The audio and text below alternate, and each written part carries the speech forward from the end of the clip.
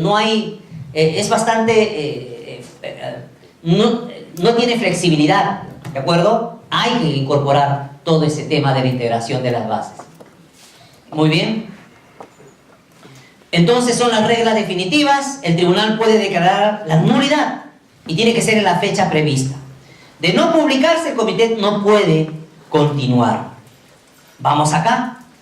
A la presentación de oferta, vamos a ver en bienes, servicios y obras. Estamos viendo obras.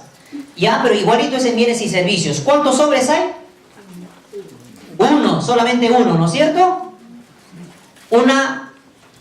Uno en donde está el tema, ¿qué cosa? De los, por ejemplo, del puntaje técnico, ¿sí o no? ¿Y qué cosa más hay ahí? El precio, ¿sí o no? El precio, ¿no es cierto? Claro. ¿Cuál es el puntaje mínimo que debe haber ahí? En puntaje técnico. Estamos en obras. ¿Cuánto mínimo tiene que haber para pasar al precio? ¿Cuánto? ¿Hay puntaje mínimo o no? No, pues porque es un solo sobre. No hay puntaje mínimo ahí que pasa. ¿Eso dónde funciona? En consultoría funciona eso, porque hay dos sobres. Aquí no. Entonces, en la presentación de oferta en un acto público, el lugar indicado en las bases. Por ejemplo, a ver, tenemos un acto público, digamos, eso pasó en Cajamarca, acto público en el gobierno regional, pero la población tomó el local y había el acto público.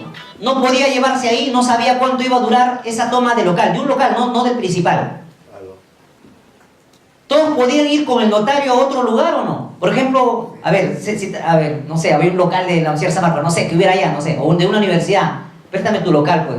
¿Podríamos hacerlo en otro local con presencia del notario, auditor, todo, sí o no? Sí. ¿Cuál es el problema? ¿Qué cosa se contraviene ahí? Nada. ¿O sí? Ah, tienes al notario, tienes al auditor. ¿Ah? Están las partes, está el público, está el periodismo. ¿Cuál es el problema? Ninguno. O sea, hay ocasiones excepcionales también, ¿no? Mucho cuidado, está en la hora, ¿no? Tiene que ser el acto público en la hora. A veces citan a las 8 y todo el mundo corretea los últimos 5 minutos, ¿no? ¿Qué pasa si el notario se demora 8:30? ¿Hay que esperarlo? ¿Hay que esperarlo? ¿Lo esperaría usted o no? Sí, pero se corre el riesgo, ¿no? ¿Qué pasa si son 4 participantes y justo 3 había a las 8? Y el cuarto, se supone que el llamado tenía que ser a las 8. Si no estaba por desistido. Se presenta 8:29. Y el notario viene 8:30 y justo él gana. No, hay que tener cuidado con ese tema. ¿Ah? Porque, ojo, si es las 8, a las 8 tiene que empezar. Tener cuidado con este tema de postergar. Bueno, se puede hacer, por ejemplo, si se escribieron 4, son los únicos que pueden estar los 4. ¿Esperamos? Sí, esperamos. Ya está llegando el notario. En el segundo caso, que llega el cuarto y él gana, ¿qué van a decir los 3? No, pues ahí ya habría problemas, ¿no? Digamos, ahí habría problemas en el sentido de que no estaba cuando se hizo el llamado, por ejemplo, ¿no? Debió hacerse el llamado a las 8, pues. Lo que pasa es que se ponen de acuerdo un ratito, vamos a hacer el llamado cuando esté el notario, dicen. Todos se ponen de acuerdo, pero después pierden, ahí sale a relucir ese tema, ¿no es cierto? Entonces, el acto público, ahora, otro tema. Cuando esté el comité, algunos hacen eso.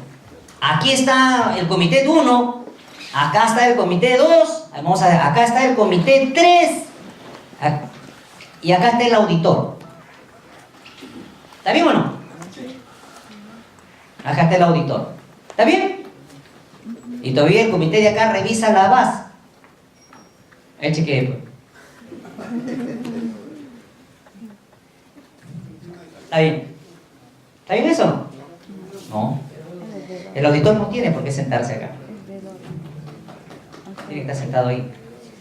El veedor no tiene. ¿Ya? A veces le preguntan al notario. El notario no tiene por qué preguntar, el notario no tiene que decir nada. Entonces, mucho cuidado con ese tema que puede generar la nulidad del proceso. ¿Ya? Ese tema de sentar al auditor, ahí, no, acá ellos 3 nada más. Y se está preguntando al notario, ¿qué hago? ¿Qué hago? Ahí es el comité. Lo que pasa a veces los notarios asumen un rol cuando ve que el comité no están respondiendo, ¿no? El acto público se inicia cuando el comité empieza a llamar en el orden que se registraron. Si no está presente, se tiene por desistido. Así de sencillo. Pero acá hay un tema también, pues, que para hacer el llamado tiene que estar el notario. ¿Cómo? O el juez de paz. Así es. Tiene que estar algunos de ellos. No puedes llamar si no están ellos, pues ese es el problema, ¿no? Ahora, si no quieres hacerte problema, empieza en punto. La presentación de la oferta, entonces, se realiza por escrito y un solo sobre. Y las ofertas deben estar, por supuesto, rubricadas y foliadas. Sabemos que ahora el proveedor puede presentar, cuando presenta la oferta, por ejemplo, su compañero va a presentar la oferta. Ya no es necesario, ¿qué cosa? Los poderes. Ya no es necesario nada de eso. Pero no ha traído su DNI. ¿Qué hacen? ¿Le reciben la oferta o no? ¿Le puedo pedir DNI? ¿Le puedo exigir DNI? No. No. Dice sin formalidad alguna. No. No. ¿Y si es un jovencito de 13 años? ¿No qué? 1,80 m. ¿Ah? Se le recibe. Así es. Bueno, salvo que tenga 5 años, ya no, ¿no es cierto? Entonces, no hay formalidad alguna. Se presenta todo en idioma castellano, toda la documentación, escuchen bien, toda la documentación tendiente a acreditar los requisitos técnicos mínimos o los factores, tienen que estar traducidos. Pero mira, por traducción oficial, traducción no oficial, o por oficial, no oficial y certificado, ¿no es cierto? ¿Cuál es la diferencia entre traducción oficial y no oficial? Que en el oficial, ese documento ha pasado por el Ministerio de Relaciones Exteriores, a diferencia del no oficial. Pero, por ejemplo, en las bases tienen que estar, por ejemplo, si son catálogos, folletos, en los requerimientos tiene que ponerse si esos catálogos y esos folletos van a ser, ¿qué cosa? Necesarios o complementarios. Si son necesarios, tiene que estar traducido. Ojo, ¿qué pasa si te presenta el documento traducido? Perdón, la traducción, pero no te presenta el documento traducido. Te presenta la traducción y el traducido, no lo he traído. ¿Qué hacemos ahí? No se le considera, no es subsanable. Todos esos son casos del tribunal, no es subsanable. Entonces, a ver, ¿qué pasa si en las bases el documento era, ¿qué cosa? El catálogo era necesario, pero en las bases no se dijo que tenía que estar traducido. El contratista o el que participa puede aprovecharse de eso y decir, en las bases no me requieren traducción. Y no le presenta traducción. ¿Usted qué hace? ¿Qué hace? En las bases no lo dice, pero ¿dónde sí lo dice? En la norma. Claro, en la norma lo dice. Muy bien, pero por favor hay que poner en las bases ese tema para evitarse ese tipo de discusiones. Entonces eso es pues el tema de la traducción. Y por supuesto, el postor es responsable de la veracidad, de la exactitud de dichos documentos. Ustedes saben qué pasa si tú te presentas en consorcio. Tú, a diferencia de la norma anterior, la responsabilidad del consorcio es ahora, tanto en el procedimiento como en ejecución, la responsabilidad se le gradúa a todos, ¿sí o no? Con la anterior norma, ¿cómo era? Durante el proceso se sancionaba siempre y cuando se pudiera individualizar y si no se responsabilizaba a todos. Y en ejecución contractual se graduaba la sanción, pero a todos. Con la nueva norma, ¿qué cosa? Se gradúa la sanción a todos, dando el proceso y al final. ¿Qué pasa si consorcio A, consorcio B, en una de las actividades del consorcio B dice presentará propuesta? Si presentan documento falso, ¿quién responde ahí?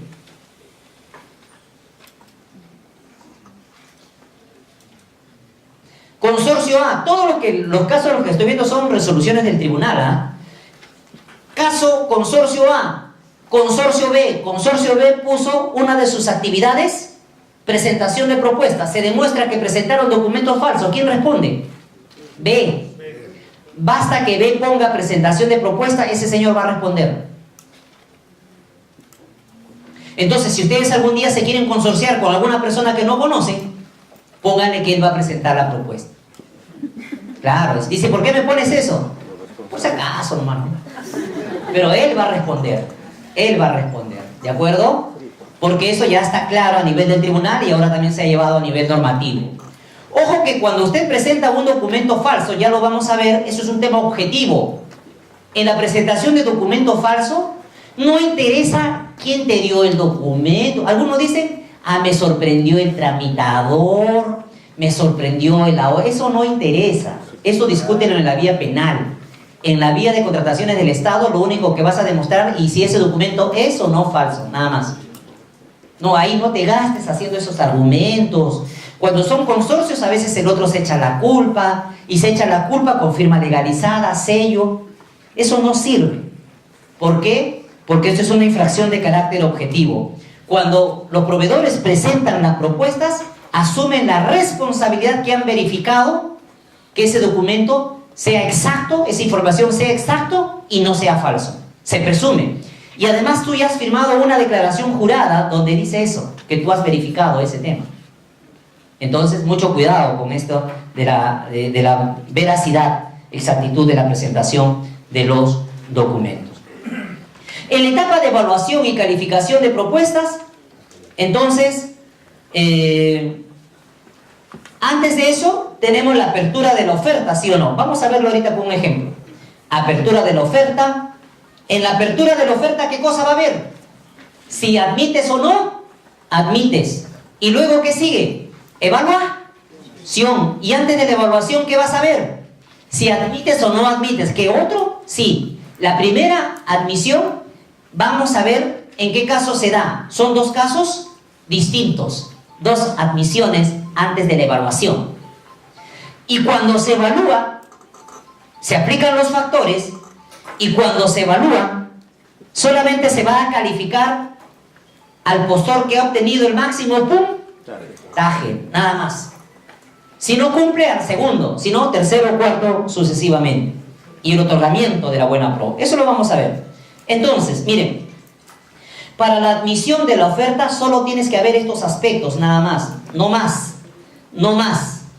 Para eso, te sugiero que trabajes con estos temas. Te sugiero que trabajes, esto es la base estándar, ¿ya? Base estándar. Base estándar, señor. ¿Qué quiere decir base estándar? Que tienes que seguir los parámetros que ahí te establece. Entonces, ¿qué tenemos? Primero, ¿qué tenemos que verificar? ¿Qué dice la diapositiva? Que cumple la declaración jurada del artículo 31, ¿sí o no? O sea, artículo 31. ¿Cuál es esa declaración jurada del artículo 31? ¿Ah? ¿Cuál es ese primer documento que tienes que verificar para la primera admisión? ¿Cuál es? ¿Ah? ¿Dónde está esta? Artículo 31. Acá está esta declaración jurada. ¿Ya? Esta declaración jurada. ¿Bien? Por si acaso no estoy utilizando solo diapositivas, si se darán cuenta, ¿ya? El material que ustedes tienen solamente es diapositiva. Entonces, esta declaración jurada, ¿qué más tengo que...? ¿Qué más? ¿Qué más? ¿Qué dice? Declaración jurada de cumplimiento del expediente, ¿sí o no?